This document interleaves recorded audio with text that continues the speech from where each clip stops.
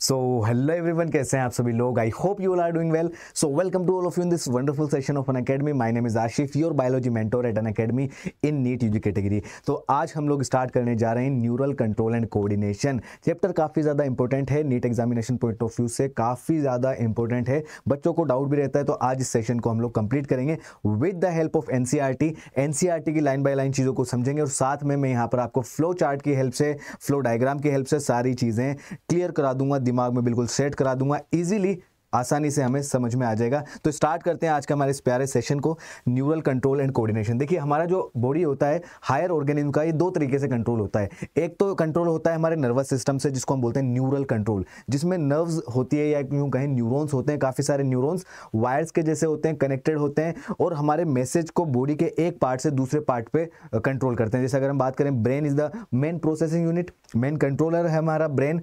और ये ब्रेन क्या है, जब मैसेजेस देता है हमारे दूसरे बॉडी पार्ट्स को, तो ये देता है किसके थ्रू? न्यूरॉन्स के थ्रू। इस न्यूरॉन्स को भी हम समझेंगे, न्यूरॉन की स्ट्रक्चर कैसी होती है, कौन कौन से इसके डिफरेंट पार्ट्स होते हैं, और नर्व इंपल्स जब ट्रांसमिट होती है एक न्यूरॉन्स के थ्रू तो वो किस तरीके से होते हैं। काफ़ी ज़्यादा इंपॉर्टेंट है, कॉन्सेप्चुअल चीज़ें, सारी चीज़ों को समझेंगे। अच्छा, इसके अंदर पहले जो है सेंसरी पार्ट्स होते थे, वो सेंसरी ऑर्गन्स यहाँ से डिलीट कर दिए हैं। जैसे कि ईयर था पहले, है ना, आईज का स्ट्रक्चर था, वो पार्ट यहाँ पर नहीं है। तो इससे ये चैप्टर हमारा और ज़्यादा इंपॉर्टेंट हो जाता है, क्योंकि वो क्वेश्चन जो उन सेंसरी ऑर्गन से पूछे जाने वाले थे, उनका भी कॉन्ट्रीब्यूशन कहीं ना कहीं अब इस वाले पार्ट से कवर किया जाएगा। ठीक है, आज की इस क्लास में हम लोग क्या क्या समझने वाले हैं, बेसिक इंट्रोडक्शन के बारे में बात करेंगे, लोअर ऑर्गेनिज्म के अंदर किस तरीके का नर्वस सिस्टम होता है उसको समझेंगे, ह्यूमन न्यूरल सिस्टम को समझेंगे, जैसे कि ह्यूमन न्यूरल सिस्टम कितने पार्ट्स में डिवाइडेड है, ठीक है, कौन कौन सा पार्ट्स क्या करता है। फिर आगे चल करके हम समझेंगे न्यूरॉन की स्ट्रक्चर एंड न्यूरॉन के टाइप्स, है ना। फिर उसके अंदर हम लोग समझेंगे किस तरीके से नर्व इंपल्स जो है वो ट्रांसमिट होती है एक न्यूरॉन के थ्रू, कौन कौन से डिफरेंट पार्ट्स हैं न्यूरॉन्स के, वो नर्व इंपल्स के अंदर कंडक्शन एंड जनरेशन में हेल्प करते हैं। सोडियम गेटेड चैनल्स का क्या रोल होता है, पोटेशियम गेटेड चैनल्स का क्या रोल होता है, सारी चीज़ें हम लोग समझते चलेंगे। आज हमारा पार्ट 1 है, 2 पार्ट में हम लोग इसको कवर कर लेंगे। ठीक है, एनसीईआरटी की लाइन बाय लाइन चीज़ों को समझेंगे। वेटेज की बात करें तो 2 से 3 क्वेश्चन जो है इस चैप्टर से हर साल पूछे जाते हैं, तो काफ़ी ज़्यादा इंपॉर्टेंट है। हमें ये 12 मार्क्स तक दिला सकता है, 2 से 3 क्वेश्चन। ठीक है, तो ध्यान से समझना एक एक चीज़। ठीक है, चलिए आगे बढ़ते हैं भाई। हाँ, हर एक सेशन की तरह इस बार भी हम सेशन की जो शुरुआत है वो करेंगे एक मोटिवेशनल कोट के साथ में, that is it always seems impossible until it's done. हमेशा जब तक कोई काम पूरा नहीं हो जाता तब तक वो हमेशा हमें इम्पॉसिबल ही लगता है। आज किसने सोचा था कि हम हवा में बैठ करके प्लेन के अंदर उड़ सकेंगे? इतने सारे लोगों को ले जा करके प्लेन जो है हवा में उड़ करके जाता है। जब तक प्लेन बना नहीं था तब तक तो यही था दिमाग में, यार ऐसा कोई होता है कि कैसे उड़ सकते हैं, इंसान उड़ ही नहीं सकते, तो प्लेन की हेल्प से उड़ तो रहे हम। ठीक है, जब तक लाइट का कहीं आविष्कार नहीं हुआ था, बल्ब का आविष्कार नहीं हुआ था, उससे पहले तो यही लगता था कि यार रात को कैसे लाइट जल सकती है, रात को कैसे हमें दिखाई दे सकती है चीज़ें। ठीक है, ऐसे ही हर एक वो चीज़ जब तक पॉसिबल नहीं हो जाती तब तक हमें इम्पॉसिबल लगती है। ठीक है, तो आप भी ऐसा ही समझो कि नीट का एग्ज़ाम आप ऐसे निकाल लोगे उसको, जब तक वो नहीं होता है तब आपको इम्पॉसिबल लगता है। हो जाएगा तो लगेगा अरे ये तो आसान था, बड़ा ही छोटा सा काम था। ठीक है, चलिए तो स्टार्ट करते हैं आज के हमारे इस प्यारे से सेशन को।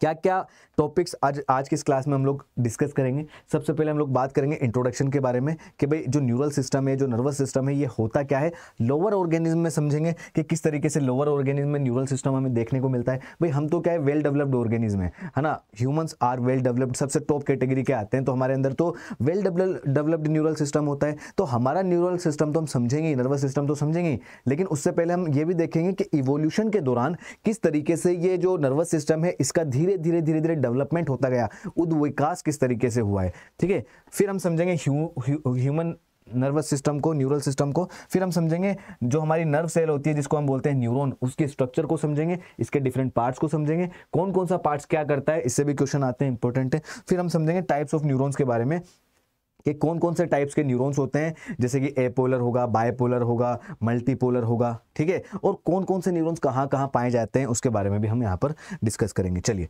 तो स्टार्ट करते हैं आज के हमारे इस प्यारे से सेशन को। देखो यहाँ पर न्यूरल कंट्रोल एंड कोऑर्डिनेशन नाम आ रहा है, तो आपको दो चैप्टर मिलेंगे, एक तो हमारा न्यूरल कंट्रोल एंड कोऑर्डिनेशन है, दूसरा हमारा केमिकल कोऑर्डिनेशन एंड इंटीग्रेशन। ठीक है, तो हमारी जो बॉडी होती है वो दो तरीके से कंट्रोल होती है, एक तो होती है नर्व्स के थ्रू या न्यूरॉन्स के through, brain, spinal cord and neurons. तो ये वाला जो कंट्रोल होता है हमारा बॉडी का वो काफी ज्यादा फास्ट होता है, इसको हम बोलते हैं न्यूरल कंट्रोल। एक दूसरा कंट्रोल होता है हमारा हार्मोनल कंट्रोल, जिसमें क्या होता है डिफरेंट टाइप की बॉडी के अंदर क्या होती है एंडोक्राइन ग्लैंड्स होती है। एंडोक्राइन ग्लैंड्स क्या रिलीज करती है, हार्मोन्स रिलीज करती है, और ये हार्मोन्स क्या होते हैं बहुत कम अमाउंट में रिलीज होते हैं, ब्लड के साथ में टारगेट ऑर्गन तक जाते हैं और उन टारगेट ऑर्गन्स तक जाकर के क्या कराते हैं अपना इफेक्ट दिखाते हैं। तो हार्मोन वाला जो इफेक्ट है थोड़ा सा स्लो है, टाइम टेकिंग है, लेकिन लॉन्ग लास्टिंग है, लंबे टाइम तक बना रहता है। जबकि हमारा जो न्यूरल कंट्रोल एंड कोऑर्डिनेशन होता है, जो न्यूरॉन्स के थ्रू होता है, ये काफी ज्यादा फास्ट होता है।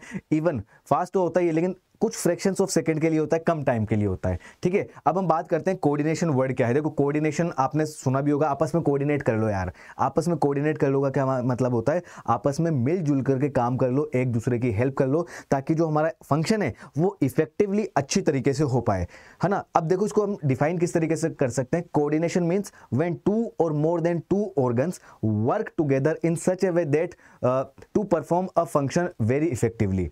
और ऐसे दो या दो से ज्यादा ऑर्गन जब आपस में मिलकर के काम करते हैं ना, तो एक दूसरे के काम को कॉम्प्लीमेंट करते हैं, एक दूसरे के काम को कंप्लीट करते हैं। ठीक है, तो जैसे कि अगर हम एग्जांपल के लिए बात करें, अगर हमारा डाइजेस्टिव सिस्टम देखें, तो डाइजेस्टिव सिस्टम के अंदर मल्टीपल ऑर्गन्स है, जैसे हमारा माउथ है, टंग है, लीवर है, ग्लैंड्स हैं, है ना, पेनक्रियाटिक ग्लैंड है, सलाइवरी ग्लैंड है, हमारा ईसोफेगस है, हमारा स्टमक है, स्मॉल इंटेस्टाइन, लार्ज इंटेस्टाइन।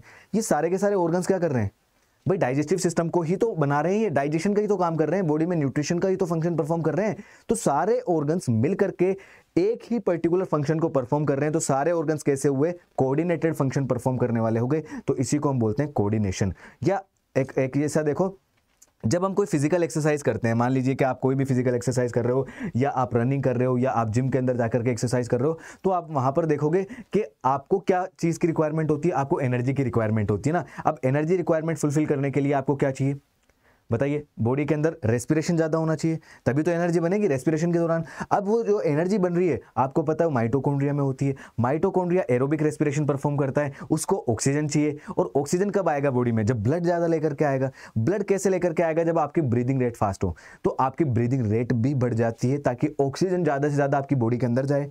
और वो ऑक्सीजन जब आपकी बॉडी के अंदर जाएगा तो लंग्स से लेकर के आपके पर्टिकुलर साइट तक, मतलब जहां पर सेल्यूलर रेस्पिरेशन हो रहा है वहां तक ब्लड लेके जाएगा। तो आपके ऐसे करके ब्लड की हार्ट बीट भी फास्ट हो जाती है, ब्लड प्रेशर भी ज्यादा हो जाता है, और आपकी रेस्पिरेशन की मैकेनिज्म हो जाती है फास्ट, और इससे आपको मिलती है फास्ट एनर्जी, राइट। तो क्योंकि यहां पर अब आप देखो, blood circulatory system, digestive system, आपका रेस्पिरेटरी सिस्टम, और क्या बोलेंगे, हाँ, जितने भी ये सिस्टम्स हैं ये सारे के सारे, अब अगर आप देखते हो तो सारे के सारे अपने काम को करने के लिए अपनी स्पीड बढ़ा चुके हैं, क्योंकि आपका काम क्या है मेन, आपको एनर्जी देना। ये सारे के सारे सिस्टम्स आपस में कोऑर्डिनेटेड हो गए, कोऑर्डिनेट करने लग गए और स्पीड बढ़ा दी आपको एनर्जी बनाने की। ठीक है, तो इस तरीके का एग्जाम्पल हमने कोऑर्डिनेशन का समझ लिया, क्या होता है कोऑर्डिनेशन। देखो कोऑर्डिनेशन क्या है, coordination is a process through which two और more organs interact and complement the function of one another. एक ऐसा फंक्शन या एक ऐसी प्रोसेस जिसके अंदर दो या दो से ज्यादा बॉडी पार्ट्स या दो से ज्यादा ऑर्गन्स या ऑर्गन सिस्टम आपस में मिलकर के काम करें और एक दूसरे को कॉम्प्लीमेंट करें एक पर्टिकुलर फंक्शन को परफॉर्म करने के लिए। ठीक है, अभी जो फंक्शंस हैं, functions of the organs and organ system in our body must be coordinated to perform homeostasis। हम जानते हैं homeostasis का मतलब क्या होता है, the process of maintaining the internal system equivalent. हमारे बॉडी का internal temperature, internal fluid salt balance ये एक जैसा होना चाहिए। तो इसको मेंटेन करने के लिए जो प्रोसेस होती है उसको होम्योस्टेसिस कहा जाता है। और होम्योस्टेसिस के लिए हमारे डिफरेंट बॉडी पार्ट्स को मिल करके कोऑर्डिनेट करके फंक्शन परफॉर्म करने होते हैं। जैसे कि हमारी बॉडी का 37 डिग्री सेल्सियस टेम्परेचर है, तो 37 डिग्री सेल्सियस जो है इसको मेंटेन करने के लिए अलग अलग बॉडी पार्ट, जैसे अगर मान लीजिए ज़्यादा ठंड है तो आपकी बॉडी में से क्या हो जाता है, स्वेटिंग होने लग जाती, स्वेटिंग नहीं, आपकी बॉडी ज़्यादा ठंड है तो आपकी बॉडी क्या करेगी, इंटरनल टेम्परेचर को मेंटेन तब भी रखेगी। अगर ज़्यादा गर्मी है तब भी रखेगी। गर्मी जब रहती है तो उस केस में क्या करती है आपकी बॉडी, आपको स्वेटिंग करती है, कूल डाउन करती है, ताकि आपकी बॉडी का इंटरनल टेम्परेचर बाहर के जैसा ना हो, उसका तो 37 डिग्री ही सेल्सियस रहे। ठीक है ना। चलिए अब अब बात करते हैं, हमारी बॉडी के अंदर दो मेन सिस्टम देखने को मिलते हैं। पहला होता है न्यूरल सिस्टम, दूसरा होता है एंडोक्राइन सिस्टम। ये अभी हमने चैप्टर स्टार्ट नहीं किया, अभी हम सिर्फ बेसिक चीज़ों के बारे में बात कर रहे हैं ताकि इस चैप्टर का ओवरव्यू हमें मिल जाए, और जब इसका हमें इंट्रोडक्शन मिल जाएगा तो हम एनसीईआरटी की तरफ बढ़ेंगे और सारी चीज़ें डिटेल में समझेंगे। ठीक है, न्यूरल सिस्टम क्या होता है? न्यूरल सिस्टम का एक्शन जो है वो कैसा होता है? न्यूरॉन्स के थ्रू होता है। न्यूरॉन्स स्पेशलाइज्ड सेल्स होती है, नर्व सेल भी बोलते हैं हम इसको। ठीक है, और ये काफ़ी ज़्यादा क्विक होता है। जबकि एंडोक्राइन सिस्टम की अगर हम बात करें तो एंडोक्राइन सिस्टम का जो एक्शन होता है वो हार्मोन्स के थ्रू होता है और स्लो होता है और हार्मोन्स की हेल्प से होगा। ठीक है, तो दो तरीके के सिस्टम होते हैं। इन दो सिस्टम्स के बेसिस पे आपके दो पूरे के पूरे चैप्टर हो गए। एक हो गया आपका न्यूरल कंट्रोल एंड कोऑर्डिनेशन, दूसरा हो गया आपका chemical integration, chemical coordination and integration.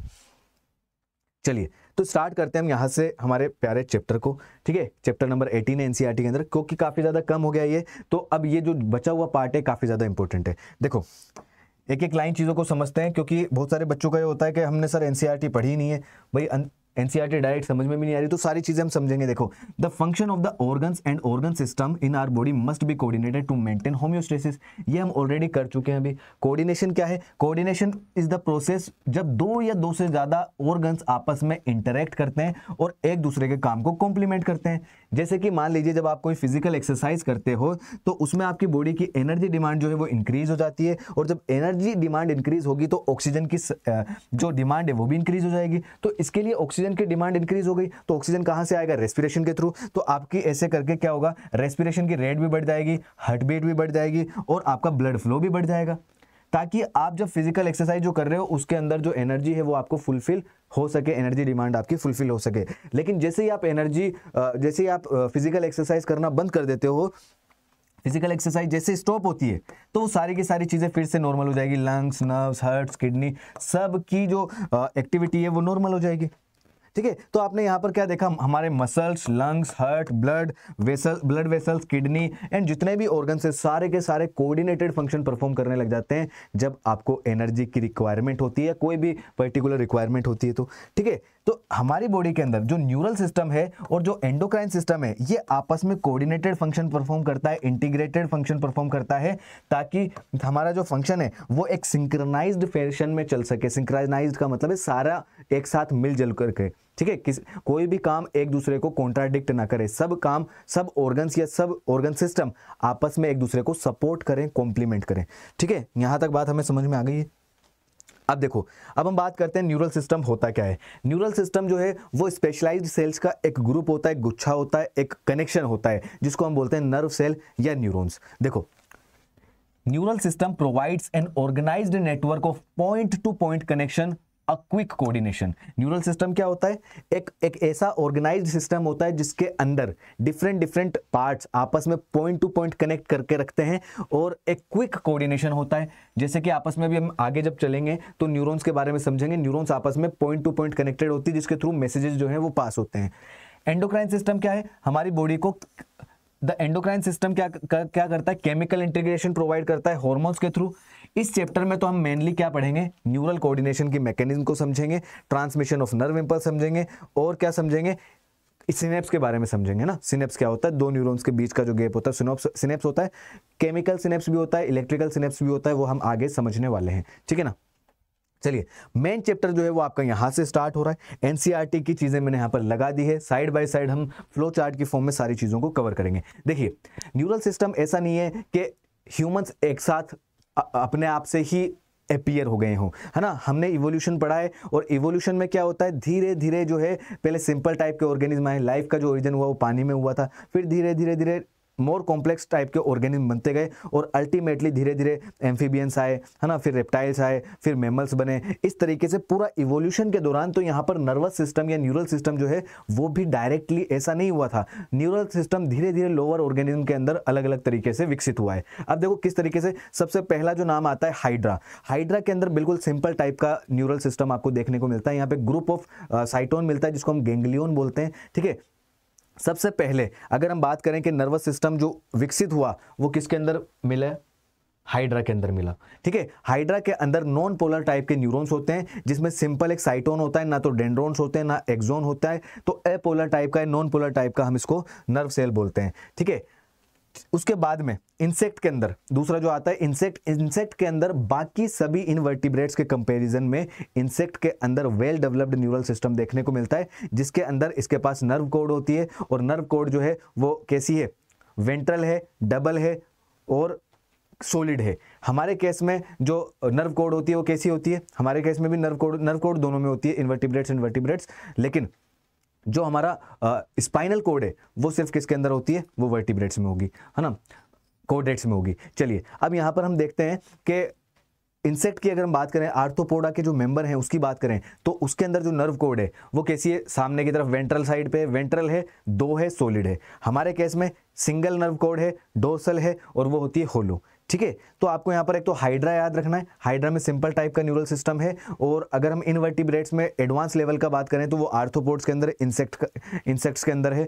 ठीक है, इसके अलावा एक और आता है प्लेटीहेल्मिन्थेस के जो मेंबर है, जो प्लेनेरिया नाम दिया हुआ है, प्लेनेरिया, इसमें सबसे पहले हेड का जो है वो क्या हुआ था, डेवलपमेंट हुआ था, उसका ब्रेन का डेवलपमेंट सबसे पहले उसमें हुआ था ना, सिफिलाइजेशन सबसे पहले उसमें हुआ था, किसमें, प्लेनेरिया में या प्लेटीहेल्मिन्थेस के मेंबर में। देखो न्यूरल सिस्टम जो होता है सभी एनिमल्स का, वो किससे बना होता है, हाईली स्पेशलाइज्ड सेल्स का बना होता है, जिसको हम बोलते हैं न्यूरॉन्स। न्यूरॉन्स की स्ट्रक्चर को आगे हम डिस्कस करेंगे। अभी न्यूरॉन्स क्या कर सकती है, न्यूरॉन्स स्टिमुलस को डिटेक्ट भी कर सकती है। मान लीजिए मैंने अपने हाथ को टच किया तो यहां पर मुझे जो फील हुआ है ये स्टिमुलस को डिटेक्ट करना हो गया, ठीक है, और इसको रिसीव कर सकती है, डिटेक्ट करने के बाद उसको आगे ट्रांसमिट भी कर सकती है। ठीक है, तो पहले डिटेक्ट करेगी कि कोई नर्व इंपल्स आ रहा है या नहीं आ रहा, स्टिमुलस आ रहा है या नहीं आ रहा, फिर उसको क्या करती है, रिसीव करती है और उसको आगे ट्रांसफर कर देती है, जो हमारे ब्रेन में चला जाता है, और ब्रेन से हमें फील होता है कि कोई चीज टच हो रही है या कोई हॉट ऑब्जेक्ट जब टच हुआ है तो पता लगता है हमें इसका। न्यूरल ऑर्गेनाइजेशन जो है वो सिंपल होता है लोअर इनवर्टिब्रेट्स में। फॉर एग्जांपल अगर हम हाइड्रा की बात करें तो इसका जो न्यूरल सिस्टम है वो सिर्फ और सिर्फ कुछ न्यूरॉन का नेटवर्क ही तो है। इसके अंदर ना तो कोई वेल डेवलप्ड ब्रेन है, ना कोई इसके पास में स्पाइनल कोड है। ठीक है, क्या है इसके पास, सिर्फ नेटवर्क ऑफ न्यूरॉन्स। ये जो न्यूरल सिस्टम है ये बेटर ऑर्गेनाइज देखने को मिलता है इंसेक्ट के अंदर, जो मैंने आपको बताया। तो इंसेक्ट के अंदर अगर आप यहां पर देखोगे तो इसके अंदर 2 पार्ट है, एक तो है इसका ब्रेन और दूसरा है नर्व कोड। ध्यान से समझना, यहां पर मैं नर्व कोड बोल रहा हूं, स्पाइनल कोड नहीं बोल रहा। स्पाइनल कोड हमारे पास होती है कोडेट्स के अंदर, यहां पर नर्व कोड है। ठीक है, तो ब्रेन किसका बना होता है, गैंग्लिया। गैंग्लिया मतलब साइटोन के कुछ गुच्छे होते हैं ना, जो सेल बॉडी होती है नर्व सेल की, उसका कुछ गुच्छा होता है, नेटवर्क होता है, उसको हम गैंग्लिया बोलते हैं। और साथ में इनके पास कुछ नर्वस टिश्यू भी होते हैं जो इनको सपोर्ट प्रोवाइड करते हैं। इसके अलावा जो नर्व कोड है इसकी वो सॉलिड है, वेंट्रल है एंड डबल है। हमारे केस में उल्टा है, हमारे केस में कैसी है, होलो है, डोर्सल है एंड सिंगल है। ठीक है, तो ये याद रखना है आपको। तो देखो यहां पर ब्रेन जो है, ब्रेन रिप्रेजेंट करता है along with number of ganglia. Ganglia मतलब मैंने अभी आपको बताया ग्रुप या नेटवर्क ऑफ साइटोन्स, और इसके अलावा कुछ नर्वस टिश्यू होते हैं या न्यूरल टिश्यू। वर्टिब्रेट्स के पास में और ज्यादा डेवलप्ड न्यूरल सिस्टम है, जो तो हम आगे समझने वाले हैं। तो यहां पर क्वेश्चन किस तरीके से बन सकता है, यहां पर क्वेश्चन जो बन सकता है, एक तो सिंपल, ये तो न्यूरॉन्स का तो आपको पता ही होगा, ठीक है, कि न्यूरॉन्स वाले बेसिस पे क्वेश्चन नहीं पूछा जाएगा। जो हमारा न्यूरल कंट्रोल एंड कोऑर्डिनेशन होता है वो न्यूरॉन्स के थ्रू होता है। न्यूरॉन्स क्या कर सकते हैं, एक्साइटेबल सेल्स होती है न्यूरॉन्स, और ये क्या करते हैं, किसी स्टिमुलस को डिटेक्ट कर सकते हैं, रिसीव कर सकते हैं और आगे ट्रांसमिट कर सकते हैं। इवोल्यूशन के दौरान जो डेवलपमेंट ऑफ ऑर्गेनिज्म हुआ है उसके अकॉर्डिंग उनके अंदर न्यूरल सिस्टम भी डेवलप हुआ है। तो सबसे पहले आता है आपका हाइड्रा के अंदर बिल्कुल सिंपल टाइप का न्यूरल सिस्टम देखने को मिलता है, जो कि सबसे पहले डेवलप हुआ था इनवर्टिब्रेट्स के अंदर। तो यहां पर सिर्फ ग्रुप ऑफ न्यूरॉन्स देखने को मिलते हैं। नर्व सेल का ग्रुप होता है जो इनके इस फंक्शन को परफॉर्म करता है। फिर थोड़ा सा और डेवलप्ड, या यूं कहें कि इनवर्टिब्रेट्स में सबसे ज्यादा डेवलपमेंट जो होता है वो होता है आर्थ्रोपोडा के मेंबर में, या जिसको हम कहते हैं इंसेक्ट्स, है ना। इंसेक्ट्स के अंदर होगा। इंसेक्ट के अंदर नर्वस सिस्टम में 2 पार्ट है, brain and nerve code. Brain जो है इसका गैंग्लिया एंड नर्वस टिश्यू या न्यूरल टिश्यू का बना होता है। गैंग्लिया इज ग्रुप ऑफ साइटोन या नेटवर्क ऑफ साइटोन, और नर्वस टिश्यू जो है सपोर्ट प्रोवाइड कराते हैं इसको। और नर्व कोड कैसा है इसका, सॉलिड है, वेंट्रल है और डबल है। हमारा जस्ट उल्टा होता है, ठीक है ना। समझ में आ गई बात। और मैंने आपको बताया ब्रेन का डेवलपमेंट कहां पर हुआ, सबसे पहले सिफिलाइजेशन कहां हुआ, वो हुआ है आपके प्लेनेरिया के अंदर, प्लेनेरिया के प्लेटीहेल्मिन्थस के मेंबर में। ठीक है, हाइड्रा जो है, एक मिनट, चलिए अब आगे बढ़ते हैं। अब हम बात करते हैं ह्यूमन न्यूरल सिस्टम की। ध्यान से समझना भाई, बहुत ज्यादा इंपॉर्टेंट है। ह्यूमन न्यूरल सिस्टम या human nervous system, it is divided into 2 parts. 2 parts में डिवाइडेड है। एक तो हो गया हमारा central nervous system. Central nervous system जो बॉडी के सेंट्रल पार्ट के ऊपर है, तो उसको हम बोलते हैं सेंट्रल नर्वस सिस्टम। यहां से देखो, इसको ज्यादा अच्छे से समझ में आएगा। ब्रेन एंड स्पाइनल कोड, ठीक है, हमारा ब्रेन हमारे हेड के अंदर है, हमारी स्पाइनल कोड हमारे वर्टिब्रल कॉलम के अंदर है। तो क्योंकि ब्रेन और स्पाइनल कोड दोनों बॉडी के सेंट्रल पार्ट पे है, इसलिए इसको कहा जाता है सेंट्रल नर्वस सिस्टम। हमारा ब्रेन जो है ये मेन सेंट्रल पार्ट है, मेन प्रोसेसिंग वाला पार्ट है, जो प्रोसेस करता है चीजों को, कंट्रोल करता है बाकी के और ऑर्गन्स को। तो बीच में जो पार्ट है ये वाला पार्ट, ये क्या हो गया हमारा, यहां से यहां तक क्या हो गया, ये हो गया हमारा सेंट्रल नर्वस सिस्टम, जिसमें ब्रेन एंड स्पाइनल कोड आ जाते हैं, ठीक है। फिर दूसरा जो है हमारा वो है पेरिफेरल नर्वस सिस्टम, परिधीय तंत्रिका तंत्र। देखो ब्रेन एंड स्पाइनल कोड से जो न्यूरॉन्स निकलेंगे बाहर की तरफ, जो न्यूरॉन्स निकलेंगे बाहर की तरफ, वो बनाते हैं पेरिफेरल नर्वस सिस्टम। तो यहां से हमारे जो न्यूरॉन्स बाहर की तरफ निकल रहे हैं, ये न्यूरॉन या ये न्यूरॉन, ये सब क्या है, peripheral nervous system. Peripheral nervous system is made up of neurons arise from brain and spinal cord. Brain से कुछ नर्व्स निकलती है जिनको हम बोलते हैं क्रेनियल नर्व्स, और स्पाइनल कोड से भी कुछ नर्व्स निकलती है जिसको बोलते हैं स्पाइनल नर्व्स। क्रेनियल नर्व जो ब्रेन से निकलती है उसका नंबर होता है 12 पेयर्स, इतना ही दिया हुआ है, इसके आगे आपको नहीं याद करना। ब्रेन से जो क्रेनियल नर्व निकलती है उसका नंबर 12 पेयर्स है, और स्पाइनल कोड से जो नर्व निकलती है उसको हम बोलते हैं स्पाइनल नर्व, जिसके नंबर है 31 pairs. Central nervous system, peripheral nervous system, समझ में आ गया। अब पेरिफेरल नर्वस सिस्टम को भी हम दो पार्ट में डिवाइड करते हैं। हो सकता है कि जो हमारा ब्रेन है वो न्यूरॉन्स को भेज रहा है ऐसे पार्ट को जिसको हम कंट्रोल कर सकते हैं। अगर वो पार्ट वॉल्यूंटरी है जिसको हम कंट्रोल कर सकते हैं, जैसे कि हमारी स्केलेटल मसल, तो उस सिस्टम को हम बोलते हैं somatic neural system, somatic neural system, ठीक है, जैसे कि एसएनएस, सोमेटिक न्यूरल सिस्टम या सोमेटिक नर्वस सिस्टम। दूसरी तरफ अगर हमारा ब्रेन या स्पाइनल कोड ऐसे बॉडी ऑर्गन्स को मैसेज दे रहा है या न्यूरॉन्स को भेज रहा है जो हमारे कंट्रोल में नहीं है, जैसे कि विसरल ऑर्गन्स, इनवॉल्यूंटरी ऑर्गन्स, जैसे कि स्मूथ मसल्स है, हार्ट है, ऑर्गन्स है, तो हम इस वाले पार्ट को बोलते हैं एएनएस या ऑटोनोमिक नर्वस सिस्टम। आपने सुना भी होगा ऑटोनोमिक का मतलब या ऑटोमेटिक का मतलब क्या होता है, जो चीजें अपने आप हो रही हो, तो अपने कंट्रोल में नहीं है। मान लीजिए हमारे लीवर को कोई मैसेज आ रहा है, ठीक है, या हमारी किडनी को कोई मैसेज आ रहा है जो हमारे कंट्रोल में तो नहीं है, लेकिन उस नर्व से जो हमारे ब्रेन या स्पाइनल कोड से निकल रही है और उस बॉडी पार्ट्स तक जो हमारे कंट्रोल में नहीं है, ये मिलकर के एक सिस्टम बना रहा है ऑटोनोमिक न्यूरल सिस्टम या ऑटोनोमिक नर्वस सिस्टम। अब ऑटोनोमिक नर्वस सिस्टम भी दो पार्ट्स में डिवाइडेड है। ऑटोनोमिक नर्वस सिस्टम भी दो पार्ट्स में डिवाइडेड है। एक तो वो सिस्टम जो हमारी इमरजेंसी में एक्टिव होता है उसको हम बोलते हैं सिंपैथेटिक नर्वस सिस्टम, और एक वो सिस्टम जो हमारा नॉर्मल कंडीशन में होता है जिसको हम बोलते हैं पैरासिम्पैथेटिक नर्वस सिस्टम। समझ में आ गई बात? यही चीज मैं आपको एनसीईआरटी में बताने वाला हूं। फिर से बता रहा हूं कि हमारा सेंट्रल नर्वस सिस्टम जो बनता है वो बनता है ब्रेन एंड स्पाइनल कोड से। Brain and spinal cord constituent the central nervous system of the body, because main part central part में है बॉडी के, ठीक है।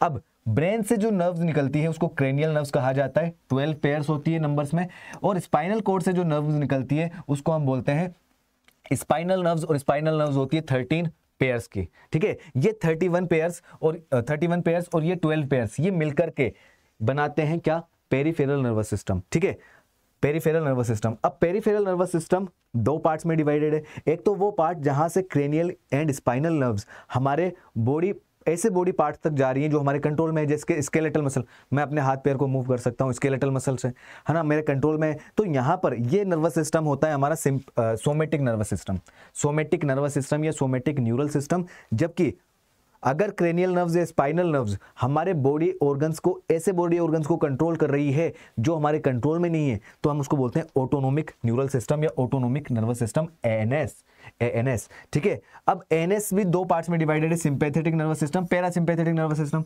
सिंपैथेटिक नर्वस सिस्टम वो नर्वस सिस्टम होता है जहां पर क्रेनियल या स्पाइनल नर्व्स इमरजेंसी सिचुएशन में बॉडी को कंट्रोल करती है, और parasympathetic nervous system normal condition में। बात समझ में आ गई? ठीक है, तो यही चीज आपको इस एक पैराग्राफ में दे रखी है स्टार्टिंग में। देखो यहां पर ह्यूमन न्यूरल सिस्टम दो पार्ट्स में डिवाइडेड है। पहला है सेंट्रल न्यूरल सिस्टम या सेंट्रल नर्वस सिस्टम, और दूसरा है पेरिफेरल न्यूरल सिस्टम या पेरिफेरल नर्वस सिस्टम। ये यहां पर मैंने आपको मेंशन कर दिया है। CNS is made up of brain and spinal cord. CNS is composed of brain and spinal cord. PNS peripheral nervous system, ये एक्चुअल में होता क्या है, ये उन न्यूरॉन्स का नेटवर्क है जो ब्रेन से और स्पाइनल कोड से निकल रही है। इसका मतलब ब्रेन से निकलने वाली नर्व्स हो गई हमारी क्रेनियल नर्व्स, तो क्रेनियल नर्व्स है इसके अंदर पेरिफेरल नर्वस सिस्टम में, और स्पाइनल कोड से जो नर्व निकल रही है वो हो गई हमारी स्पाइनल नर्व्स, ठीक है। तो spinal nerves and cranial nerve से मिलकर के बनता है। So it is a network of neurons which connect central nervous system to body organs, और हमारे सेंट्रल नर्वस सिस्टम से बॉडी ऑर्गन्स तक कनेक्ट करने के लिए cranial nerves and spinal nerves ही तो होती है। ठीक है, तो यहां पर देखो अब पीएनएस दो पार्ट में डिवाइडेड हो गया। एक तो वो पार्ट्स में डिवाइड, अगर हमारे ब्रेन से निकलने वाली या स्पाइनल कोड से निकलने वाली जो नर्व्स हैं वो अगर हमारे इनवॉलंटरी बॉडी पार्ट्स को कंट्रोल करती है तो उसको बोलते हैं autonomic nervous system, autonomic nervous system. ठीक है, जैसे कि अगर हम बात करें इमरजेंसी कंडीशन में अगर निकल रही है तो उसको हम बोलेंगे सिंपैथेटिक नर्वस सिस्टम, और अगर नॉर्मल कंडीशन में निकल रही है तो उसको हम बोलते हैं पैरासिम्पैथेटिक नर्वस सिस्टम। ठीक है, देखो यहां पर CNS includes the brain and spinal cord. जो सेंट्रल नर्वस सिस्टम है उसमें दो पार्ट है, ब्रेन एंड स्पाइनल कोड, और ये वो साइट है information process and control. Brain and spinal cord हमारे बॉडी का वो पार्ट है जहां पर इंफॉर्मेशन प्रोसेस होती है। भाई प्रोसेसिंग कहां होगी? प्रोसेसर में। प्रोसेसर कहां है? हमारा ब्रेन है। ठीक है ना।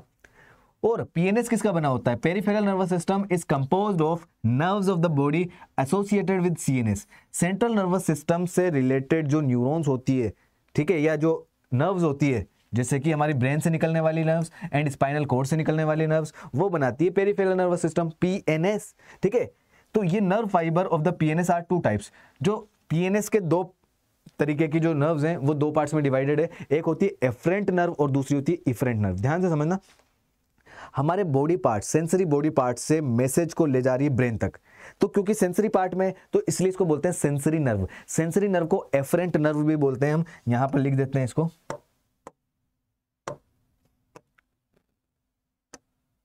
देखो जी, एफरेंट फाइबर, एफरेंट फाइबर को हम सेंसरी भी बोलते हैं, सेंसरी फाइबर या सेंसरी न्यूरॉन भी बोलते हैं। इफरेंट फाइबर को हम एक और नाम से जानते हैं, इफरेंट मोटर न्यूरॉन भी बोलते हैं इसको, मोटर नर्व या मोटर न्यूरॉन। तो अगर हमारे सेंसरी ऑर्गन से मैसेज लेकर के ब्रेन तक पहुंचा रही है ना कोई नर्व या कोई न्यूरॉन, तो उसको बोलते हैं सेंसरी न्यूरॉन। अगर हमारे ब्रेन से मैसेज लेकर के हमारे इफेक्टर ऑर्गन तक पहुंचा रही है मैसेज, तो उसको बोलते हैं मोटर न्यूरॉन। ठीक है ना। देखो यहां पर, तो एफरेंट फाइबर या एफरेंट न्यूरॉन या सेंसरी न्यूरॉन, इफरेंट फाइबर या मोटर न्यूरॉन या इफरेंट न्यूरॉन। ठीक है ना, ये बात समझ में आ गई। तो afferent nerve fibre transmit impulse from tissue organ, tissue या ऑर्गन टू सीएनएस। यहां पे आ जाओ आप।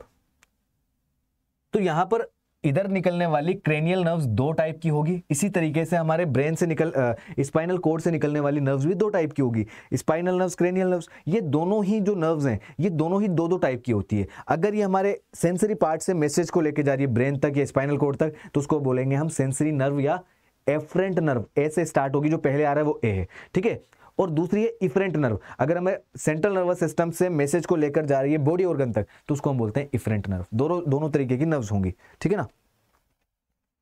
चलिए अब देखो, एफरेंट नर्व या हमने इसको बोला सेंसरी नर्व, ये क्या करेगी? ये क्या करेगी? ये ट्रांसमिट करेगी नर्व इंपल्स को कहां से कहां तक?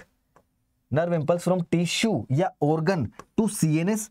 और इफरेंट क्या करेगी? इफरेंट फाइबर ट्रांसमिट करेगी इंपल्स को कहां से कहां तक? From CNS to the concerned peripheral tissue या ऑर्गन।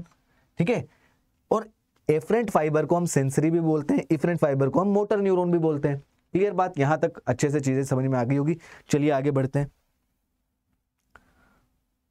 चलिए अब देखो, इसको एक और तरीके से समझ सकते हैं। ये हो गया हमारा सीएनएस। सीएनएस क्या होता है? यहां पर इंपल्स रिले होती है। रिले का मतलब इंटरकनेक्टेड होती है। ठीक है, तो यहां पर देखो, जो सीएनएस से मैसेज जा रहा है वॉलंटरी ऑर्गन्स तक, सीएनएस से मैसेज जा रहा है वॉलंटरी ऑर्गन्स तक, या मान लीजिए स्केलेटल मसल्स तक, तो ये जो मैसेज जा रहा है यहां पर, इसको हम बोलते हैं मोटर और इफरेंट न्यूरॉन। ठीक है, ये हमेशा सीएनएस से वॉलंटरी ऑर्गन्स तक ही जाएगा। ठीक है, जबकि इसका उल्टा देखो, सीएनएस से लेकर के मैसेज जा रहा है इनवॉलंटरी ऑर्गन्स। तो अगर मान लीजिए ये इनवॉलंटरी ऑर्गन से सीएनएस तक आ रहा है, तो इसको लेकर कौन आएगा? कौन लेकर आएगा? सेंसरी या एफरेंट नर्व। और अगर सीएनएस से इनवॉलंटरी तक जा रहा है तो इसको कौन लेकर जाएगा? इफरेंट या मोटर नर्व। बात समझ में आ गई? अगर सीएनएस से जा रहा है तो इफरेंट बाहर एग्जिट हो रहा है, और अगर अंदर जा रहा है तो उसको बोलते हैं एफरेंट या सेंसरी। ठीक है ना। चलिए अब आगे बात करते हैं। देखो यही चीज मैंने अभी आपको बता दी है। The PNS is again divided into two divisions, somatic neural system. Somatic neural system वो न्यूरल सिस्टम जिसमें हमारे सेंट्रल नर्वस सिस्टम से मैसेज कहां जाएगा? कहां जाएगा? हमारे वॉलंटरी ऑर्गन्स तक। एंड ऑटोनोमिक न्यूरल सिस्टम, दूसरा सिस्टम है ऑटोनोमिक न्यूरल सिस्टम। तो सोमेटिक न्यूरल सिस्टम रिले करेगा नर्व इंपल्स को सीएनएस से स्केलेटल मसल, या जिसको हम कंट्रोल कर सकते हैं वॉलंटरी मसल, हम जानते हैं skeletal muscles are voluntary muscles जिसको हम कंट्रोल कर सकते हैं। While the autonomic neural system transmit करती है इंपल्स को कहां से कहां तक, फ्रॉम सीएनएस से लेकर के इनवॉलंटरी ऑर्गन्स तक। ठीक है, इनवॉलंटरी ऑर्गन बोल दो या स्मूथ मसल बोल दो, दोनों ही हमारे कंट्रोल में नहीं है। तो ऑटोनोमिक नर्वस सिस्टम क्या करेगी, सेंट्रल नर्वस सिस्टम से मैसेज को ट्रांसमिट करेगी, कहां पर, कहां पे करेगी, उन ऑर्गन्स तक जो हमारे कंट्रोल में नहीं है। हो सकता है वो स्मूथ मसल्स हो सकता है इनवॉलंटरी विसरल ऑर्गन्स हो। ठीक है ना। The autonomic neural system is further classified in sympathetic neural system and parasympathetic neural system. Sympathetic neural system हमारे इमरजेंसी कंडीशन में एक्टिव होता है, और पैरासिम्पैथेटिक न्यूरल सिस्टम वो न्यूरल सिस्टम होता है जब नॉर्मल कंडीशन में हमारे बॉडी ऑर्गन्स तक मैसेज जा रहा हो। ठीक है ना।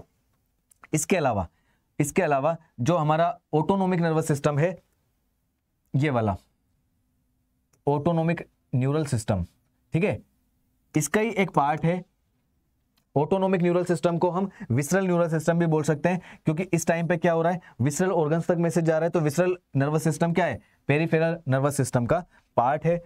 ठीक है, किसका मिलकर बना है, it is made up of nerves, fibres, ganglia, nerve fibre हो गए, गैंग्लिया मतलब group of साइटोन, network of साइटोन। Plexus का मतलब क्या होता है, प्लेक्सस का मतलब, ये बच्चों को कुछ डाउट रहता है यहाँ पर, देखो प्लेक्सस का मतलब बहुत सारे वायर्स आए, एक जगह पर इन्होंने गुच्छा बनाया।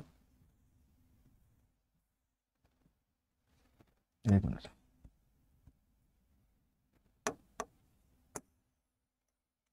देखो बहुत सारे वायर्स आए एक तरफ से, जुड़ गए बीच में, और फिर अलग अलग जगह पर निकल गए। तो ये वाला जो पार्ट है इसको हम बोलते हैं प्लेक्सस।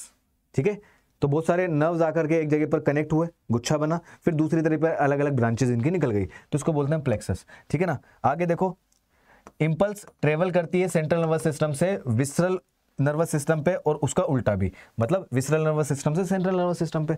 ठीक है, आई होप यहां तक बात समझ में आ गई। मैं फिर से बता देता हूं, human neural system is made up of divided into two parts, central nervous system and peripheral nervous system. Central nervous system is made up of brain and spinal cord, and peripheral nervous system is made up of nerves arising from brain and spinal cord.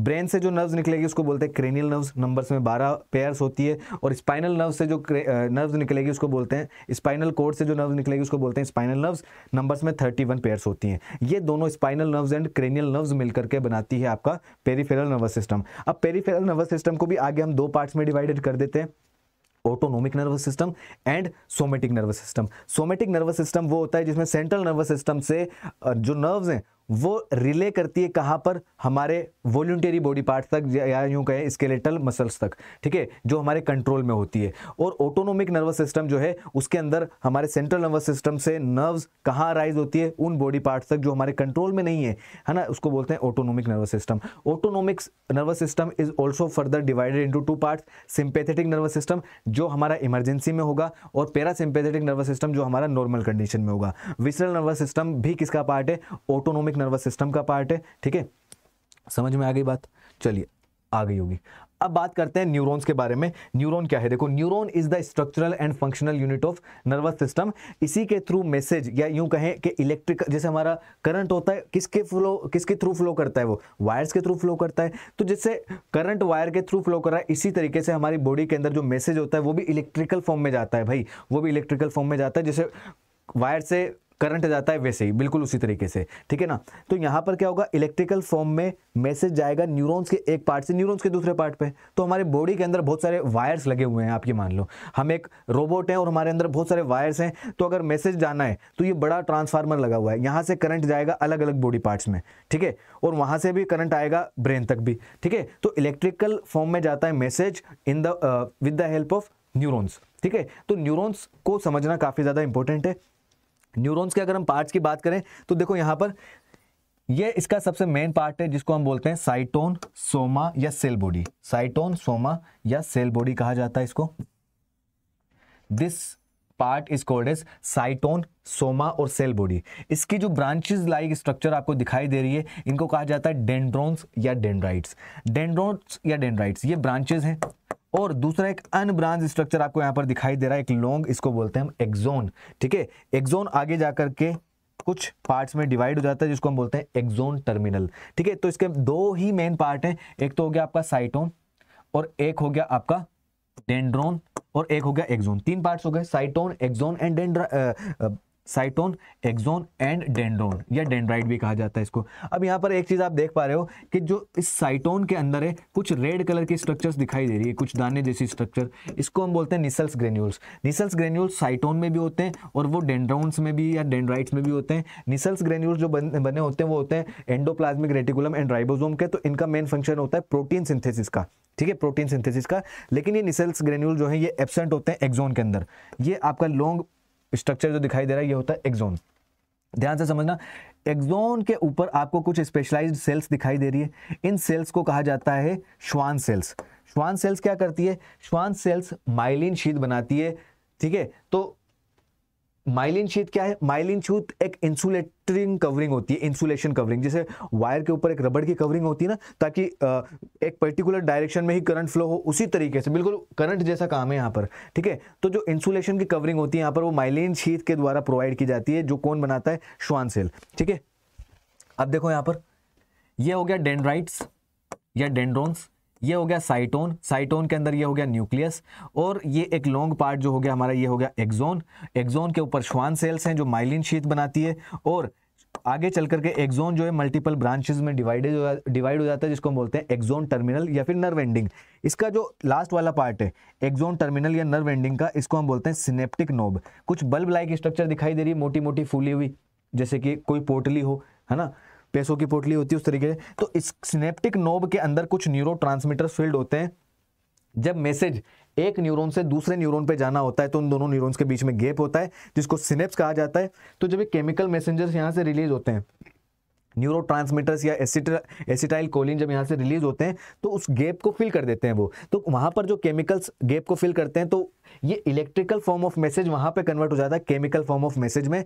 तो synapse क्या है? Synapse is a gap between two neurons, जो हम आगे के session में पढ़ेंगे। ठीक है, तो देखो यहाँ पर जो न्यूरॉन क्या है, neuron is a microscopic structure composed of three major part, तीन मेजर पार्ट से बना हुआ है। सेल बॉडी, ये वाला पार्ट सेल बॉडी है। सेल बॉडी का नाम साइटोन भी है, सोमा भी है और पेरिकैरियोन भी है, पेरिकैरियोन भी इसी का नाम है।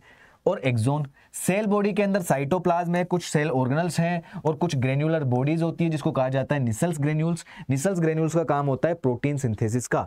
ठीक है, अच्छा, शॉर्ट फाइबर जो ब्रांच लाइक स्ट्रक्चर बनाता है प्रोजेक्ट आउट हो रहा है सेल बॉडी से, सेल बॉडी से बाहर की तरफ ब्रांच लाइक स्ट्रक्चर है, इसको कहा जाता है डेंड्रोन्स या डेंड्राइट्स। तो यहां पर देखो न्यूरॉन या नर्व सेल के कितने पार्ट्स हो गए? एक तो हो गया साइटोन, सोमा, सेल बॉडी या प्रोकैरियोन, पेरिकैरियोन, और दूसरा पार्ट हो गया इसका डेंड्राइट्स। और देखो इन दोनों पार्ट्स को हम यहां पर प्रोसेस की फॉर्म में ही डिवाइड कर सकते हैं। तो अगर कोई प्रोसेस ब्रांच्ड है जैसे कि डेंड्रोन्स, ये डेंड्रोन्स कैसे हो सकते हैं? सेंसरी या एफरेंट न्यूरॉन के अंदर ही प्रेजेंट होते हैं ताकि नर्व इंपल्स को रिसीव कर सके। इन डेंड्राइट्स का काम या डेंड्रोन्स का काम क्या होता है? नर्व इंपल्स को रिसीव कर सकते हैं ये, और ये किसके अंदर प्रेजेंट होंगे? सेंसरी न्यूरॉन के अंदर प्रेजेंट होंगे, ताकि ये डिफरेंट डायरेक्शन से जो मैसेजेस आ रहे हैं, जो नर्व इंपल्स आ रही है उसको रिसीव कर ले, स्टिमुलस को रिसीव कर ले। और अनब्रांच्ड, ये एक्सोन जो है आपको दिखाई दे रहा है, ये अनब्रांच्ड है। ठीक है, ये अनब्रांच्ड है। ये किस में प्रेजेंट होगा? ये प्रेजेंट होगा एफरेंट और मोटर न्यूरॉन में। ठीक है, एफरेंट और मोटर न्यूरॉन हमारे ब्रेन से मैसेज को लेकर जाएगा हमारे स्किन या बॉडी ऑर्गन्स तक। तो लास्ट में जो मैसेज पहुंचता है वो पहुंचता है एक्सोन टर्मिनल के ऊपर। स्टार्ट यहां से होगा, यहां पे होगा, मतलब इस तरीके से डायरेक्शन होगी इसकी, है ना। डेंड्राइट्स मैसेजेस पास करेंगे साइटोन को, साइटोन आगे मैसेजेस पास करेगा एक्सोन को, और एक्सोन से ये मैसेज पास होगा एक्सोन टर्मिनल और आगे चला जाएगा। अगर यहाँ पे ब्रेन है तो यहाँ पर मान लीजिए हमारा कोई बॉडी ऑर्गन होगा, अगर यहाँ पर बॉडी ऑर्गन है तो यहाँ पर ब्रेन होगा, अगर यहाँ बॉडी ऑर्गन है तो ये कौन सा वाला हो गया? सेंसरी वाला हो गया, यहाँ ब्रेन हो गया। ठीक है, सेंसरी वाला। और उल्टा कर लो, मान लीजिए यहाँ पर ब्रेन है और यहाँ पर बॉडी ऑर्गन है, तो ये किसके अंदर प्रेजेंट होंगे? बॉडी ऑर्गन पे। समझ आ गई बात? चलिए आगे बढ़ते हैं। अब ध्यान से समझना, एक एक पार्ट को बता रहा हूं यहाँ पर। साइटोन को, साइटोन एक्सोन एंड इसका जो डेंड्रोन है उसको ध्यान से समझना। ये हमारा न्यूरॉन है, नर्व सेल भी इसको कहा जाता है। मेनली तीन पार्ट्स में डिवाइडेड है। पहला पार्ट साइटोन, साइटोन को हम सेल बॉडी भी बोलते हैं या सोमा भी बोलते हैं या पेरिकैरियोन भी कहा जाता है।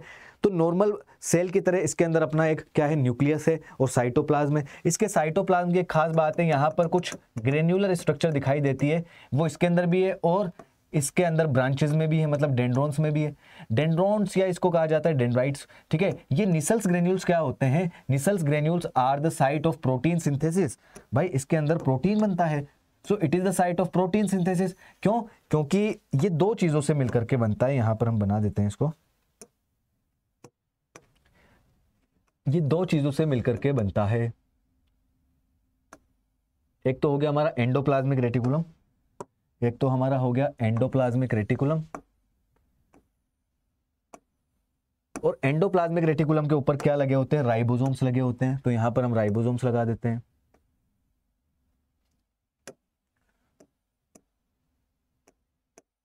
तो एंडोप्लाज्मिक रेटिकुलम और राइबोसोम दोनों का ही काम क्या होता है? प्रोटीन सिंथेसिस का होता है। तो निसेल्स ग्रेन्यूल क्योंकि इससे बना है तो उसका काम भी क्या हो जाएगा? प्रोटीन सिंथेसिस का हो जाएगा। बिल्कुल सही बात है। चलिए आगे बढ़ते हैं, ये चीज हमें समझ में आ गई है। जी हाँ, चलिए जी, ठीक है। निसेल्स ग्रेन्यूल्स हो गया। अब ये इसका पार्ट हो गया सेल बॉडी, ये हो गया इसका न्यूक्लियस। डेंड्राइट्स हम देख पा रहे हैं, ब्रांच लाइक स्ट्रक्चर जो बाहर की तरफ निकली हुई है, ये क्या है? डेंड्राइट्स है। आगे देखो ये, अच्छा ये वाला पार्ट है ना जो साइटोन को एक्सोन से जोड़ रहा है, इसको कहा जाता है एक्सोन हिलोक। एक्सोन हिलोक यहां पर लिख देता हूं मैं। ये वाला पार्ट जो आ रहा है इसको कहा जाता है एक्सोन हिलोक। एक्सोन हिलोक, ठीक है, जहां से कनेक्ट हो रहा है एक्सोन साइटोन से, ठीक है। आगे देखो श्वान सेल। श्वान सेल, आपको कुछ सेल्स यहां पर स्पेशलाइज्ड सेल्स दिखाई दे रही है, इन सेल्स को कहा जाता है श्वान सेल्स। श्वान सेल्स क्या रिलीज करती है? श्वान सेल्स रिलीज करती है माइलिन शीथ को। श्वान सेल्स रिलीज करती है माइलिन शीथ को, और माइलिन शीथ क्या है? इंसुलेटिंग कवरिंग बनाती है। जब इससे electrical form of message transmit होता है तो यहां से वो एक यूनि डायरेक्शन में फ्लो करता है, ठीक है। कभी भी ऐसा ही जाएगा, हमेशा उल्टा नहीं जाएगा, मतलब ऐसा नहीं जाएगा ऊपर की तरफ, ठीक है। हाइलाइटर ले लेते हैं इसके अंदर। चलिए जी, ध्यान से समझना। श्वान सेल देखो क्या है? श्वान सेल क्या करती है? Responsible for formation of myelin. Myelin formation का काम करती है। और ये माइलिन कहां बनेगा?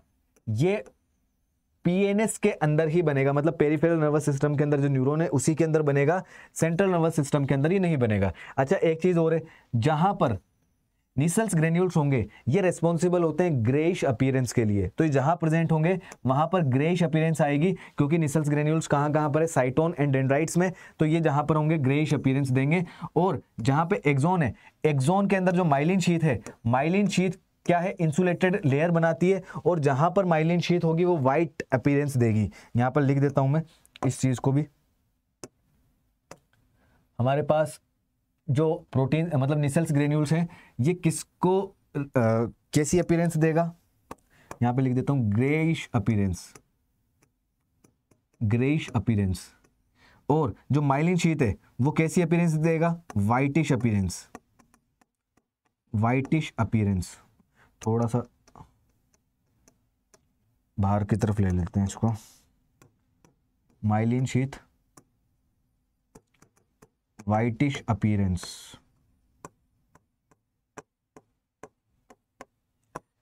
ठीक है।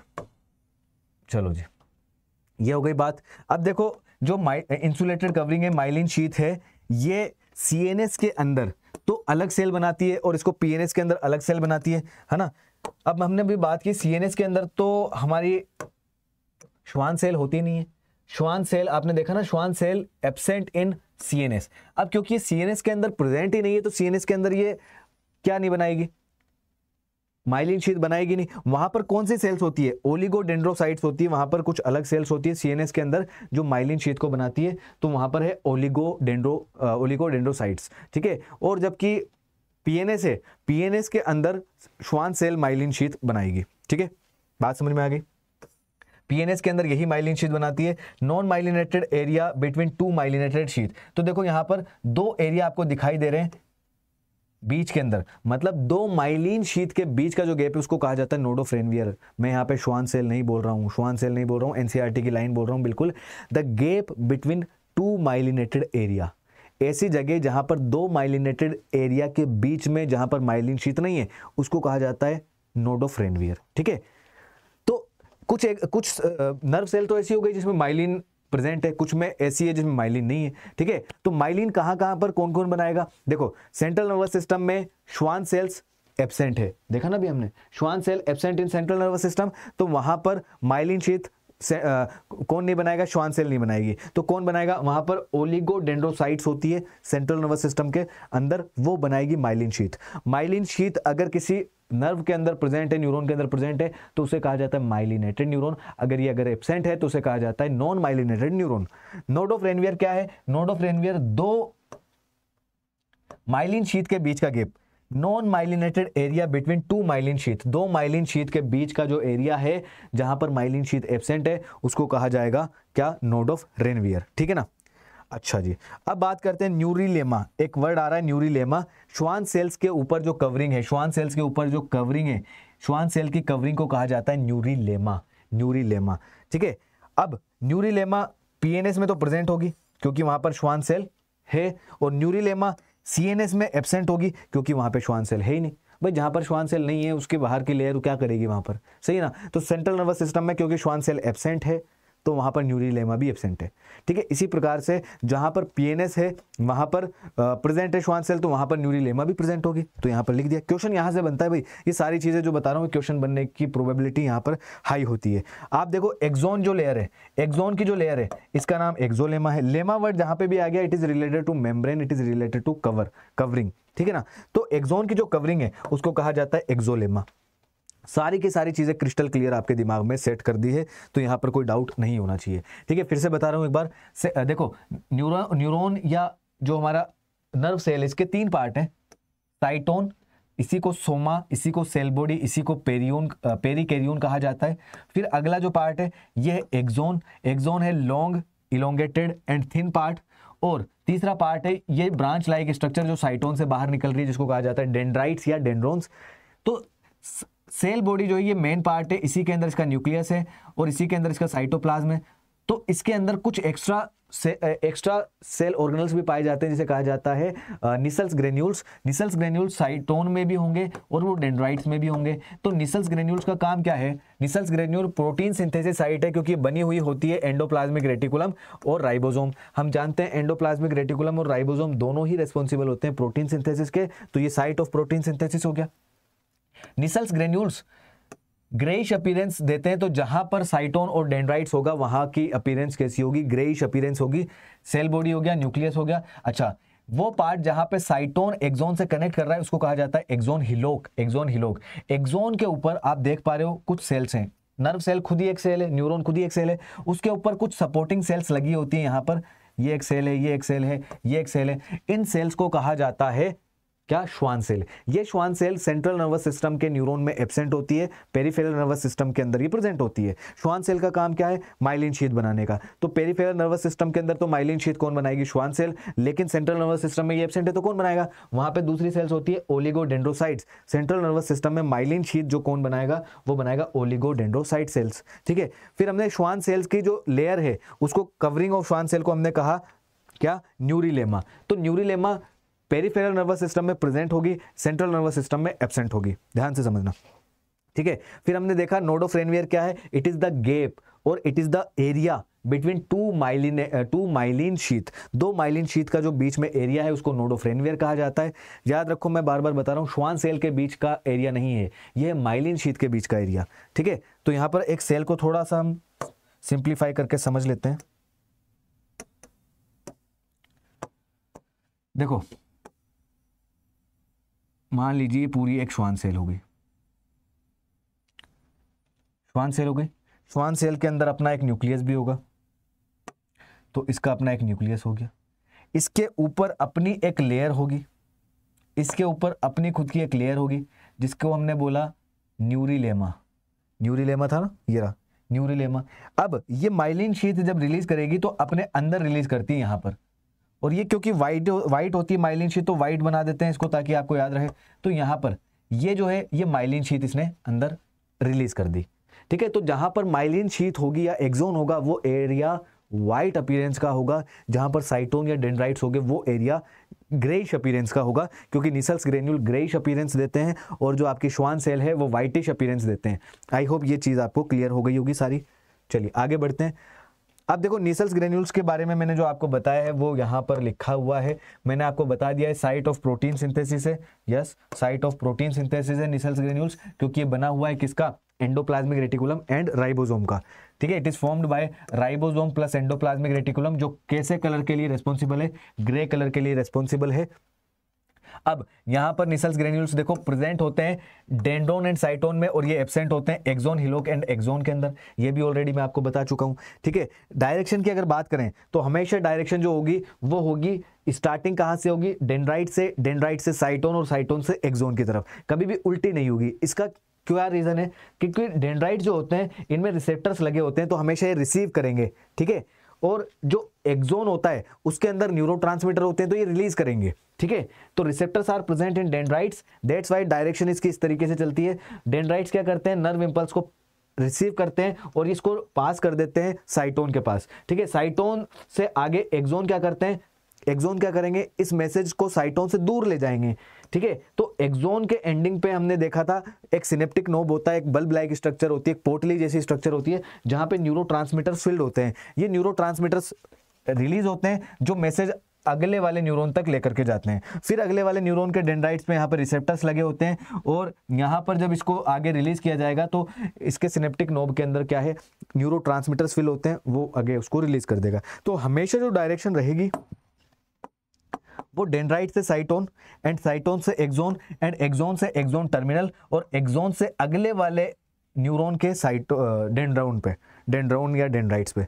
ठीक है, देखो हमेशा यूनिडायरेक्शनल रहेगा, क्योंकि डेंड्रोन के पास रिसेप्टर्स हैं और एक्सोन के पास न्यूरोट्रांसमीटर्स है। ये आपको कहीं पर डेंड्रोन दिख रहा होगा, कहीं पर डेंड्राइट दिख रहा होगा, तो दोनों ही ठीक है, डेंड्राइट भी बोलते हैं, डेंड्रोन भी कहा जाता है। ठीक है, रिसेप्टर्स क्या करेंगे, मैसेज को रिसीव करेंगे, और एक्सोन के ऊपर जो न्यूरोट्रांसमीटर्स होते हैं वो आगे उसको रिलीज करते हैं, पास कर देते हैं। ठीक है, यहां तक हमें बात समझ में आ गई। अब हम बात करते हैं टाइप्स ऑफ न्यूरॉन्स की। देखो न्यूरॉन्स अलग अलग टाइप के होते हैं, जैसे एपोलर है, बायपोलर है, मल्टीपोलर है, नॉन पोलर हो गया, इसके अलावा सूडो यूनिपोलर भी होता है। ठीक है, सबसे पहले हम लोग देख रहे हैं यहाँ पर एपोलर को। एपोलर या नॉन पोलर कहा जाता है, जिसके अंदर सिर्फ एक साइटोन है, साइटोन के अंदर न्यूक्लियस है, ना तो इसके पास डेंड्राइड है, डेंड्रोन बोल दो या डेंड्राइड बोल दो, ना इसके पास एक्सोन है। तो डेंड्रोन और एक्सोन दोनों ही एब्सेंट होते हैं। तो ये पाया जाता है हाइड्रा के अंदर। हाइड्रा में जैसे मैंने आपको स्टार्टिंग में बताया था, नॉन पोलर या एपोलर टाइप के नर्व सेल्स होते हैं, इसके अंदर group of nerve cells hydra में होगा। सबसे सिंपल टाइप का नर्व सेल जो होता है वो हाइड्रा में होगा। ठीक है, फिर आएगा यूनिपोलर। यूनी मतलब इसमें तो कुछ भी नहीं था, इसमें यूनी कुछ तो एक है। देखो क्या एक है, इसमें डेंड्राइट्स नहीं है, इसमें सिर्फ एक्सोन है, सिर्फ one axon is present and one cyton is present. भाई साइटोन तो इसमें भी था ना, इसको एपोलर बोला, साइटोन के साथ अगर एक्सोन आ गया तो उसको यूनिपोलर बोल दिया। ये अर्ली एम्ब्रियोनिक कंडीशन के अंदर पाया जाता है, जब एम्ब्रियो डेवलप होता है तो स्टार्टिंग की एम्ब्रियोनिक कंडीशन में ये वाला हमारा यूनिपोलर होता है। याद रखना, डायरेक्ट आता है यूनिपोलर, मैच द फॉलोइंग में भी आ सकता है ये। बायपोलर, बायपोलर के अंदर एक डेंड्राइट और एक एक्सोन, यहाँ पर सिर्फ एक एक्सोन था, यहाँ पर एक एक्सोन के साथ साथ में एक डेंड्राइट भी आ गया, उसको बोल दिया बायपोलर। ये हमारी आंखों की रेटिना में पाया जाता है। अब तो वो रेटिना वाला जो पार्ट है वो हट गया है ना, आपके सिलेबस में नहीं है, जिसमें आइज से क्वेश्चन नहीं आएंगे, आते थे जब बताते भी थे हम। ठीक है, olfactory epithelium of nose, nose की एपिथेलियम के अंदर, ओल्फैक्टरी एपिथेलियम के अंदर प्रेजेंट होगा ये।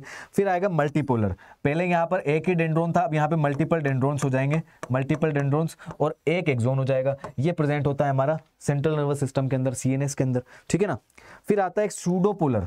सूडोपोलर के अंदर देखो क्या होगा, सेंट्रल नर्वस सिस्टम और आपकी बॉडी के अंदर स्किन के बीच में प्रेजेंट होता है। मान लीजिए स्किन से कोई मैसेज आया, ठीक है, वो मैसेज सेंट्रल नर्वस सिस्टम तक पास करना है, तो यहां पर एक ही न्यूरॉन है, मतलब एक ही साइटोन है, और एक ही साइटोन का एक ही पार्ट निकल रहा है, लेकिन वो आगे चल करके दो ब्रांच में डिवाइडेड हो जाता है। तो ना तो ये यूनिपोलर है, लेकिन यूनिपोलर जैसा दिखाई दे रहा है। देखो ऐसा ही तो दिखाई दे रहा है, ये वाला पार्ट जो है इसका आगे दो पार्ट में डिवाइड कर गया। एक पार्ट तो इसका रिसेप्टर वाला हो गया और दूसरा पार्ट इसका एक्सोन वाला हो गया। तो ये वाला पार्ट तो इसका रिसेप्टर वाला हो गया जो रिसीव करेगा मैसेज को, और दूसरा वाला ये पार्ट हो गया आपका सीएनएस। तो ये सेंसरी पार्ट, सेंसरी टाइप का होता है। कहां प्रेजेंट होता है, dorsal root of ganglia of spinal cord, spinal cord के डोर्सल रूट ऑफ गैंग्लिया के ऊपर। ठीक है, गैंग्लिया क्या होता है, नर्व सेल का ग्रुप होता है, गुच्छा होता है। तो स्पाइनल कॉर्ड पीछे होती है हमारी, इसके डोर्सल रूट के ऊपर ये प्रेजेंट होता है। ठीक है, देखो सारी चीज़ें मैंने आपको बता दी है, ये यहाँ पर देख सकते हैं, ठीक है। मेन चीज़ समझ लेते हैं। डेंड्राइट्स मैंने आपको बता दिया। डेंड्राइट्स क्या करता है, साइटोन की तरफ मैसेज को ट्रांसमिट करता है। और एक्सोन क्या है, एक लॉन्ग फाइबर है, इसका जो लास्ट वाला एंड होता है वो ब्रांच होता है। ब्रांच के ऊपर बल्ब लाइक स्ट्रक्चर होती है जिसको हम सिनेप्टिक नोब बोलते हैं। इसके अंदर सिनेप्टिक वेसाइकल्स फील्ड होते हैं। सिनेप्टिक वेसाइकल्स के अंदर न्यूरोट्रांसमीटर्स होते हैं। एक्सोन हमेशा नर्व इंपल्स को साइटोन या सेल बॉडी से दूर ले जाता है, या यूं कहें सिनेप्स की तरफ ले जाता है, या फिर वो न्यूरोमस्कुलर जंक्शन, वो ऐसा जंक्शन जहां पे न्यूरॉन और मसल्स मिल रही है उसको न्यूरोमस्कुलर जंक्शन बोलते हैं। On the basis of axon and dendrites different type के न्यूरॉन्स होते हैं। मल्टीपोलर न्यूरॉन मैंने आपको बता दिया, एक एक्सोन एंड मल्टीपल डेंड्राइट्स यहाँ पर होती है, जो कहाँ पर सेरिब्रल कॉर्टेक्स या सीएनएस के अंदर प्रेजेंट होता है। बाइपोलर जिसमें एक एक्सोन एंड एक डेंड्राइट प्रेजेंट है, ये आपकी आंखों की रेटिना में, रेटिना ऑफ आईज के अंदर प्रेजेंट होता है। इसके अलावा यूनिपोलर जिसमें सेल बॉडी के साथ सिर्फ एक एक्सोन होता है, वो एम्ब्रियोनिक स्टेज में पाया जाता है। और इसके अलावा और दो तरीके के एक्सोन्स होते हैं, मतलब एक्सोन्स को अगर हम डिवाइड करें तो myelinated axon and non myelinated axon हो जाएगा, ठीक है। जो माइलिनेटेड नर्व फाइबर्स हैं वो कहाँ होते हैं, श्वान सेल्स से एनवेलप्ड होते हैं, और ये श्वान सेल्स माइलिन शीथ को रिलीज करती है, और माइलिन शीथ के बीच का जो गैप है उसको नोड्स ऑफ फ्रेनवियर कहा जाता है। Myelinated nerve fibre spinal and cranial nerves में पाए जाएंगे, मतलब पेरिफेरल नर्वस सिस्टम के अंदर पाए जाएंगे। और अनमाइलिनेटेड नर्व फाइबर कहाँ पाए जाएंगे, माइलिन शीथ का रिलीज नहीं होता, commonly found is autonomic and somatic nervous system, ठीक है। यहां तक बात क्लियर कट दिमाग में सेट हो गई होगी। रीडिंग सिर्फ इसलिए लगा रहा हूं ताकि आपको सारी चीजें समझ में आ जाए, बाकी का पार्ट तो हमारा वहीं से क्लियर हो गया, ठीक है। टाइप्स ऑफ न्यूरॉन्स, चलिए आज की इस क्लास में इतना ही, बाकी का करेंगे हम नेक्स्ट क्लास के अंदर। नेक्स्ट क्लास में हम देखो क्या डिस्कस करेंगे, नेक्स्ट क्लास में हम डिस्कस करेंगे आपका, ये चीज़ मैंने आपको बता दी है, यूनिपोलर, बाइपोलर, सूडोपोलर और आपका मल्टीपोलर, ठीक है। नेक्स्ट क्लास में हम लोग डिस्कस करेंगे आपका generation and conduction of nerve impulse, ठीक है। तो आज की इस क्लास में इतना ही, मिलते हैं अगली वीडियो में, तब तक के लिए bye bye, take care, thank you, see you all, have a good day. जो भी कमेंट आए आप मुझे, जो भी दिमाग में डाउट आए आप मुझे कमेंट बॉक्स में बता सकते हैं, ओके। तो मिलते हैं अगली वीडियो में, अगले लेक्चर में, bye bye, take care, thank you.